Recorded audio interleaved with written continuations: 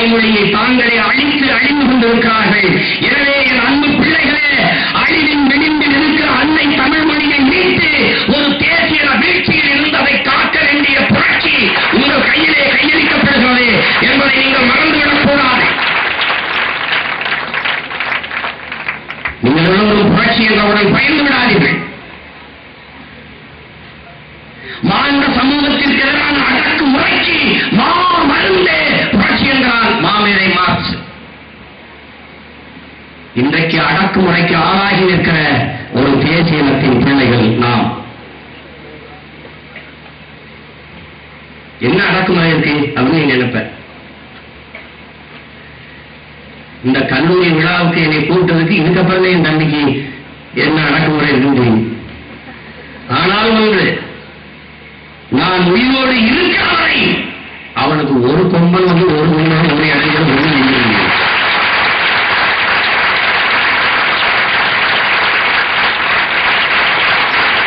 12 கோடி தேசிய மக்களின் விடுதலைக்கே போராடுறாங்க. இது ஒரு பிள்ளைக்கா பிரச்சனை, இதையெல்லாம் சமாளிக்க மாட்டோமா? அகில உலகத்தையே இது சண்டை போட்டேன் தண்டியை நாங்க பிள்ளைய நாங்க. இது எம்மாத்திரங்களுக்கு இதெல்லாம் ஒண்ணும் இல்லை.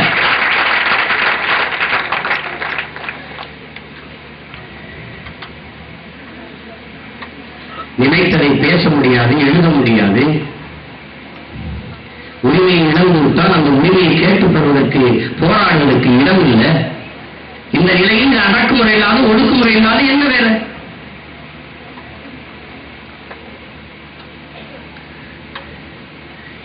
ஆனால் என் அன்பு தம்பி தங்கைகளே, எத்தனையோ மொழிவழி தேசிய இனங்கள் இந்த உலகத்தில் வாழ்கிறது. நம்மை போல வரலாற்றில் சிறந்தவர்களும் இல்லை, நம்மை போல வரலாற்றில் இறந்தவர்களும் இல்லை. ஆனால் கண்முன்னே இந்த காலகட்டத்தில் நமக்கு நினைவு தெரிந்து எல்லாம் அறிந்து நாம் வாழ்கிற காலத்தில் நம் இனம் மொத்தமாக அழித்து ஒழிக்கப்பட்டு விட்டதே என்கிற ஆதங்கமும் கோபமும் இன்னும் என் போன்ற பிள்ளைகளுக்கு மாறல. ஒரு அடிபட்ட மிருகம் போல இன்னும் தமிழகத்தின் வீதிகளில் அந்த ஆவேசமும் ஆக்ரோஷமும் அடங்காத நான் சுற்றி வருவதற்கு காரணம் உங்களை போல சிறு வயதில் இருந்து தூக்கி வந்த அந்த கனவு சொல்லி மாறாது. நான் ஒரு பெரும் கனவு கொண்டிருந்தேன். என் இனம் எனக்கென்று ஒரு தேசத்தை அடைய போகிறது என்று நான் கனவு கொண்டிருந்தேன். பறந்து விரிந்த இந்த பூமிப்பந்தில் எல்லா மொழிவழி தேசிய இனங்களையும் போல என் இனமும் உயர்ந்து சிறந்து கௌரவமாக வாழப்போகிறது என்று கனவு கொண்டிருந்தேன். அறிவில், ஆற்றலில், வீரத்தில், விவேகத்தில் எல்லாவற்றிலும் சிறந்திருக்கிற என் இனம் இப்படி அடிமைப்பட்டு உலக நாடுகளெல்லாம் அன்றி ஒன்றி போய் அடிமை நிலையிலே வாழ்கிற நிலையில் இருப்பதற்கு காரணம் எனக்கென்று உள்ளங்கை அளவு இந்த உலகத்திலே ஒரு நாடு இல்லாததுதான். உலகத்தில் நாங்கள் வாழாத நாடு இல்லை. 130 நாடுகளில் தமிழ் தேசிய மக்கள் பரவி வாழ்கிறோம். ஆனால் எங்களுக்கென்று உள்ளங்கை அளவு ஒரு நாடு உலகத்தில் இல்லை. எம்மிலும் கீழானோம் வெறும் 4 லட்சம் எண்ணிக்கை கொண்ட மக்கள், வெறும் 200 கிலோமீட்டர் சுற்றளவை கொண்ட நிலப்பரப்பை கொண்ட மக்கள், அவர்களெல்லாம் விடுதலை அடைந்து தனித்தனி நாடடைந்து சுதந்திரமாக வாழ்கிற போது 2 பெரிய தாய்நிலங்களை கொண்ட தமிழ் தேசிய மக்கள் நாங்கள். உலகத்தில் மொழி ஒன்று 2 லட்சம் ஆண்டுகளாகிறது என்கிற ஆய்வு, அதில் என் தாய்மொழி தமிழ் ஒன்று 50,000 ஆண்டுகளாகிறது என்கிறது அதே வரலாற்று ஆய்வு. 50,000 ஆண்டுகளுக்கு மூத்த ஒரு தேசிய பெருமை மிக்க வரலாற்றில் ஒரு வீரன் இருந்த இனம் ஏன் இப்படி அடிமையாக கிடக்கிறது? மலேசியாவில் அடி அகதி, பர்மாவில் அடி அகதி, கேரளாவில் அடி அகதி, ஈழத்தில் அடி அகதி, எத்தனை எத்தனை மடு. இதற்கெல்லாம் ஒரே வழி, என் இனத்திற்கென்று ஒரு விடுதலை, ஒரு தேசம், ஒரு நாடு.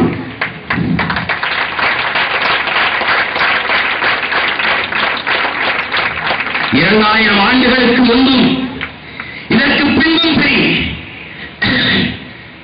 என் இனத்தில் இப்படிப்பட்ட ஒரு தலைவன், இப்படிப்பட்ட மகன் பிறக்கப் போவதில்லை என்று பிறந்த பெருந்தலைவன் என் அண்ணன் பிரபாகரன் மட்டும்தான் தமிழ் தேசிய இனத்திற்கென்று விடுதலை, அந்த இனத்திற்கென்று ஒரு தேசம் அடைவதுதான் அந்த உயர்ந்த லட்சிய கனவை முன்னெடுத்து அடைய வேண்டிய வீரம், தேசம் அடைவதற்காக ஒரு வீரன் ஜெரிந்த விடுதலை போராட்டத்தை முன்னெடுத்த தலைவன் என் அண்ணன் பிரபாகரன் மட்டும்தான்.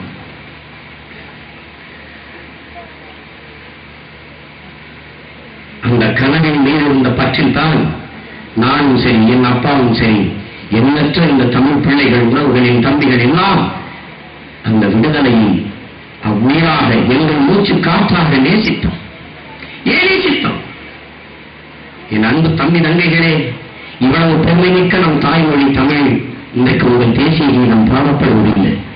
உங்கள் தேசிய கீதம் வங்க மொழிகளில் இருக்கிறது. உங்கள் தேசிய மொழி இந்தியாக இருக்கிறது. ஆனால் எத்தனை ஆயிரம் ஆண்டுகள் பெருமைமிக்க ஒரு தாய்மொழி அடிமையாக இருக்கிறது. உன் சொந்த மொழியிலே நீ படிக்க முடியவில்லை பாடங்கள். என் தம்பி ஒருவன் சொல்கிறான், இந்தியாவின் இரும்பு மனிதர் யார் என்றால் சர்தார் வல்லபாய் பட்டேல் என்று எல்லாருக்கும் தெரிகிறது, கப்பலோட்டிய தமிழன் யார் என்றால் எவருக்கும் தெரியவில்லை என்று. அப்படி என்றால் நீ வல்லபாய் பட்டேலை படித்த அளவுக்கு கப்பலோட்டிய தமிழனை படிக்கிற காரணம் என்ன? உன் வரலாற்றில் உன் பாட்டலுக்கு இடமில்லை. ஏன் இடமில்லை? உன் பாடத்திட்டத்தை வகுத்தவன் இந்தியை தாய்மொழியாக கொண்டவன். இங்கே திலகருக்கு திடல் இருக்கிறது தஞ்சையிலே, எங்கேயாவது வட இந்தியாவிலே நமது கப்பலோட்டிய தமிழருக்கோ அல்லது பெருந்தலைவர் காமராஜருக்கோ தந்தை பெரியார் போன்ற தலைவர்களுக்கோ எவருக்காவது இங்கே திடல் இருக்கிறதா? சிலை இருக்கு? இல்லை. அப்புறம் ஏன் நாம நாடு அடையணும்? நாடு அடைந்தால் உன் கனவிலே இதை ஏற்றிப்பார், கொஞ்சம் சிந்தித்துப்பார். இன்னைக்கு இந்தியா ஒலிம்பிக்கில் ஓடுது, ஆசியாவில் ஓடுது, தங்கப்பதக்கம் வென்றது. வெற்றி மேடையில ஏறி நிற்கிறான் ஒருத்தன். இந்திய தேசிய கொடி ஏறுது. தேசிய கீதம் பாடப்படும் போது, வணக்கம் செலுத்திருக்கும் போது நீ எவ்வளவு மெய் செலுத்தி நிற்கிற. ஆனா எந்த மொழியில பாடப்படுது? வங்க மொழியில பாடப்படுது தேசிய கீதம். ஆனால் தமிழீழ நாடு அடைஞ்சாச்சு. தமிழீழ தமிழன் சொந்த சகோதரன் அண்ணன் தம்பி ஓடுறான், ஒலிம்பிக்கில் ஆசியால பதக்கத்தை வென்றுறான், வெற்றி மேடையில ஏறி நிற்பான். அதுவும் குறிப்பா துப்பாக்கி சுடுற போட்டியில மொத்த பதக்கமும் அவன் தான் வெல்லுவான். அப்ப மேடையில நிற்பான். உன் பாட்டன் ஏந்திய கொடி, உன் முப்பாட்டன் கரிகால் பெருவள சோழன் ஏந்திய கொடி, உன் பாட்டன் அருள்மொழி தேவன் ஏந்திய கொடி, உன் பாட்டன் ராஜராஜ சோழன் ராஜேந்திர சோழன் ஏந்திய கொடி, பரம்பரை கொடி புலிக்கொடி ஏறும் தமிழீழ தேசிய கொடியாக. வெற்றி மேடையில உன் உடன் பிறந்தவன் நிற்பான். உன் தாய்மொழி தமிழிலே உன் தேசிய கீதம் பாடப்படுகிற போது நீ எப்படி உணர்வெழுந்து மெய் செலுத்தி நிற்பாய் என்பதை கற்பனை செய்து பார். இப்படி ஒன்றா இரண்டா? ஊரான் நாட்டில் போய் ஒட்டகம் மேய்ச்சி பிழைக்கிற என் உறவுகள் சொந்த அண்ணனின் நாட்டில் சுதந்திரமாக வேலை செய்து வாழ்ந்திருப்பார்கள். நான் விளையாட்டுக்கு பெருமைக்கு கனவு சும்மா சொன்னது கற்பனையில.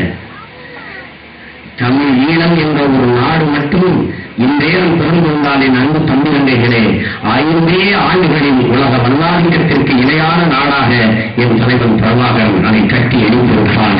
அவ்வளவு ஆளுமையின் திறமையின் கனவும் அந்த தலைவனிடத்திலே இருந்தது. நாங்கள் ஒரு பிழையும் செய்யவில்லை என் உடன் பிறந்தவர்களே, ஒரு பிழையும் நாம் செய்யவில்லை. எல்லோரையும் போல பிறக்க வாழ இறக்க சுதந்திரமாக ஒரு பூமி, அதை கேட்டதை தவிர வேறு ஒரு பிழையும் செய்யவில்லை. அதுவும் ஊரான் தேசத்தில் ஒரு விடி மண்ணல்ல, என் தாய் நிலத்தில் என் அன்னை மடி நான் பிறந்து வளர்ந்து வாழ்ந்த இடத்திலே எனக்கான விடுதலை. இதுல என்ன பிரச்சனை உலகத்தார்களுக்கு? ஆனால் எவ்வளவு துயரங்களை நாங்கள் தாங்கி வந்தோம். வரலாறு கூட பதிவு செய்ய பயப்படுகிற அளவுக்கு அவ்வளவு துன்பங்களையும் துயரங்களையும் தூக்கி வந்தோம். அரங்கு நிறைய அமர்ந்திருக்கிற என் தங்கைகளே, உங்களிடத்தில் சொல்ல விரும்புகிறேன், போர் முடிந்துவிட்டது.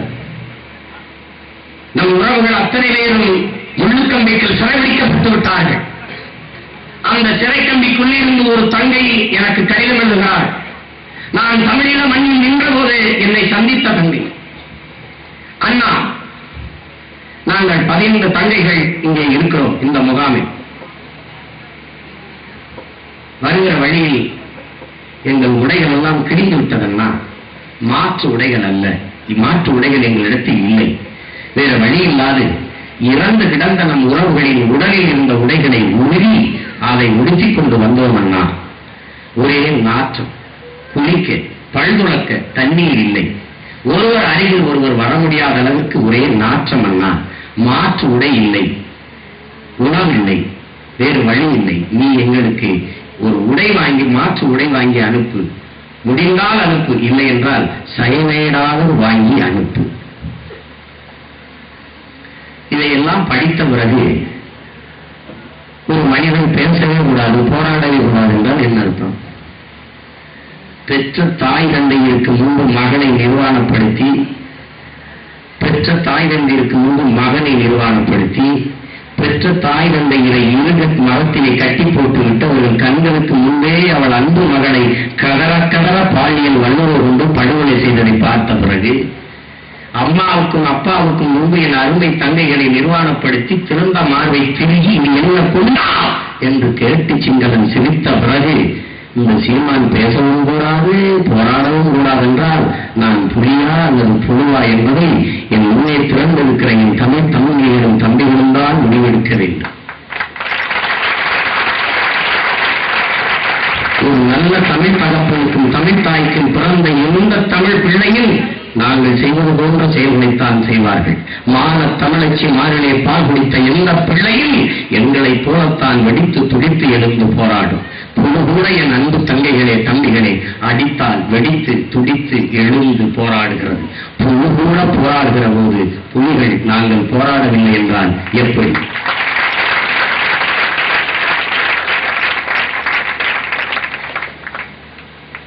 ஒன்றா இரண்டா கொடுமைகளை சொல்லி முடிக்க, ஒரு தாய் பசித்திருக்கிற குழந்தைக்கு பால் கொடுக்கிறாள். என் அன்பு தாய்மார்களே, பால் குடித்துக் கொண்டிருக்கிறது குழந்தை.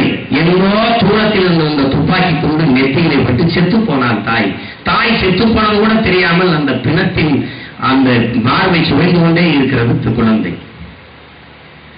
தாய் செத்து போனாள், அவள் செத்துவதையான பாலை தப்பிக்கொண்டே இருக்கிறது குழந்தை. குழந்தை செத்து கிடக்கிறது, தாய் எனக்கெல்லாம் என்று பேசாமல் பேசிக் கொண்டிருக்கிறார். மனநிலை பிறந்து போனது.